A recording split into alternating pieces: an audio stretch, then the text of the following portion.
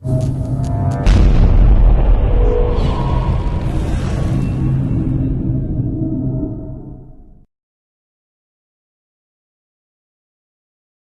can bring players of all editions back to the table together. So is this more going back to your roots then with the original D&D, like or advanced D&D, like back in the 70s? Not specifically just going back to that version of the game, but taking elements from all the editions that people really want and putting them in a core rule system that can accommodate all those styles of play. How many player classes do you have?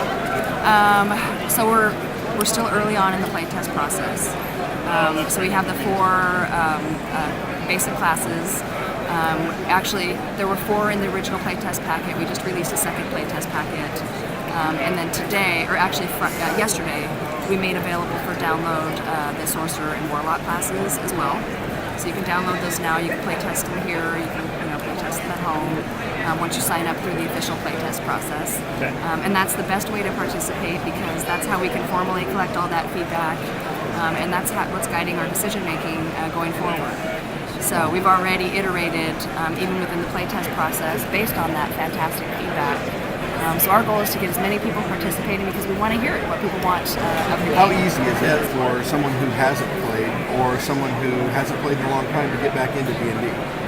So the next iteration of the game is not available yet. It's going to be a long playtest process because our goal is to ensure that we get it right. So we're not rushing that to market. When that's available, it will be very simple for people because again we're distilling the core rules down to their base so that there's going to be a low barrier to entry. It's a simple system, but it's got scalability and you can add the complexity based on your own needs for your own campaign. Do you have a rough guess for a go live on that? No, but we can say that we've anticipated from the beginning that the playtest process would be, a 2-year process. So this may be going on next year here as well, still trying to figure it out. Okay. Absolutely. But in the meantime, for anybody who's interested in just getting into RPG play and getting a feel for what that's like, we have our fantastic D&D Encounters is a retail-based play program that runs every Wednesday night in local gaming stores. And it's a wonderful way just to dip your toe if you're interested in RPG play. You can show up. We have pre-gen characters. You'll start at levels 1 or 2. And it's an ongoing narrative, but you can drop in and out as needed and just have that one encounter that night. All you have to do is go to our website, DungeonsandDragons.com, literally just type in your zip code on our store locator, and we'll show you a map and all of the closest stores near you that are participating. So we're going to continue to support D&D Encounters all through next year with 4th edition content, so people can get a flavor for it. And then, of course, when D&D Next becomes available, we'll have organized play programs around that as well, so people can experience it that way. In addition to Gencon, what other events like this are you going to be at? Well, we're going to be we'll be continuing our Rise of the Underdark campaign through the end of this year. So we have 2 different campaigns running in parallel. We have our playtest campaign for D&D Next as we look to the future of the game. But our current suite of products and programs are all based around the Rise of the Underdark. As you see, we have our statue of Lolth here. And she seeks to take Mystra's vacant seat as the goddess of magic and essentially take over the surface world and turn it into eternal darkness.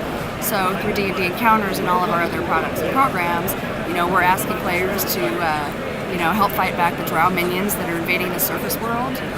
We also have play opportunities within this campaign for people to play as drow, which I think is really interesting for people to play drow true to their nature, to sort of see it from their perspective.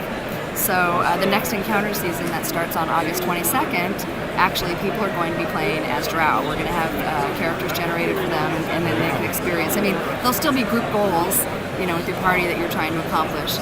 But you also have your own individual goals because that's, drow or, so they'll be a part of the party. Backstabbing. Yeah, absolutely. So, but we have our whole suite of products that are thematically tied to this drow invasion, which I think is the really, really wonderful part about it is that regardless of how you decide to engage with D&D, we have something for you, and it's all telling that same story. How much help do you get from Wizards to keep the D&D thing alive? Is that is Dungeons and Dragons really self-sustaining at this point, or is it something that Wizards just kind of? Oh no, Wizards of the Coast is 100% supportive and committed to making Dungeons and Dragons what the players want. In fact, at our keynote on Thursday night, we were joined by our president and CEO of Wizards of the Coast, Greg Leeds, and he did, speak about our commitment and our passion for the brand. Not only are all the team members that work on the game passionate about it, they're all players. Just like the community, we're all gamers, we all relate, we all want the best for the game. To really set it up for the next, it's been 38 years. We really want to set it up for the next 38 years of gaming and introducing it to a whole new generation of gamers. So we're 100% Wizards is committed to Dungeons & Dragons. Especially with the new online game, which is very exciting. I've seen little bits and pieces of that, and it looks fantastic. Well, we have two of our partners here today, if you're interested, that are showing the digital games. We have Dungeons & Dragons Online, which is a free-to-play MMO, and there'll be another new one in 2013 from Cryptic Studios called Neverwinter, which will also be a free-to-play action MMO RPG, and they're demoing it here in the booth. DDO has a fantastic new expansion that came out in June called Menace of the Underdark. So again, we have this cross-category, thematically tied stuff. So you can fight Lolth and the Drow in DDO, which is traditionally has been set in Eberron. So it's a really exciting opportunity for people to travel in that game to the Forgotten Realms and experience this Rise of the Underdark. But then also on the Neverwinter side from Cryptic Studios, they also have play opportunities here at the show where you can actually fight back the Drow. Fantastic. Yeah. What do you see for D&D beyond the next release? But what do you see in the future? I mean, is there anything new and exciting you guys are back in the studio working on, or is it? Well, there's lots of exciting things that we're working on. I can tell you that going forward, you can see a heavy focus on story from us. Story is what D&D is all about.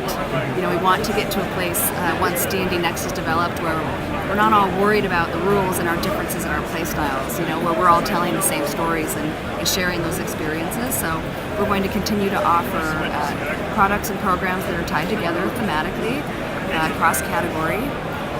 One of the things that we did announce in the keynote as well is that early next year we're looking at bringing back from the vaults a lot of that old content from previous editions in digital format. So that's really exciting, something that you can look forward to next year. It'll be coming out in waves. There's obviously a lot of content in those vaults from all the way back to TSR. And So can you give me an example?